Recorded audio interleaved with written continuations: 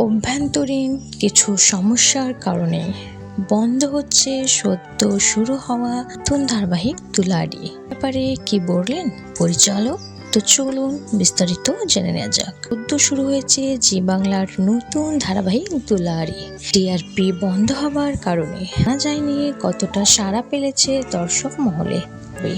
হঠাৎ খারাপ খবর সামনে এসেছে। বৃহস্পতিবার টেলিপাড়ায় শোনা যাচ্ছে সোমবার থেকে দুলারি ধারাবাহিকের সমস্ত শ্যুট নাকি বন্ধ থাকবে।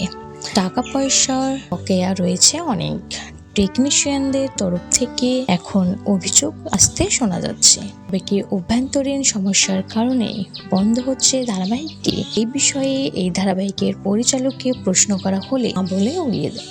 তিনি বলেন এমন কোনো কিছু হয়নি, তবে এই সমস্ত ঘটনাগুলির মধ্যে কিছুটা সত্যতা রয়েছে। কিছু ঘনিষ্ঠ সূত্র থেকে জানা গিয়েছে ছোটখাটো একটি সমস্যা হয়েছিল, তবে সেটি এখন মিটে গিয়েছে। তবে ধারাবাহিক বন্ধ হওয়ার খবরটি একেবারেই গুজব। কিভাবে রটেছে এটি বলে জানিয়েছে। তো বন্ধুরা, আপনাদের এই বিষয়ে কোনো মন্তব্য থাকলে অবশ্যই কমেন্ট করে জানাবেন। ভিডিওটি ভালো লাগলে একটি লাইক করবেন, চ্যানেল সাবস্ক্রাইব করে পাশে থাকবেন।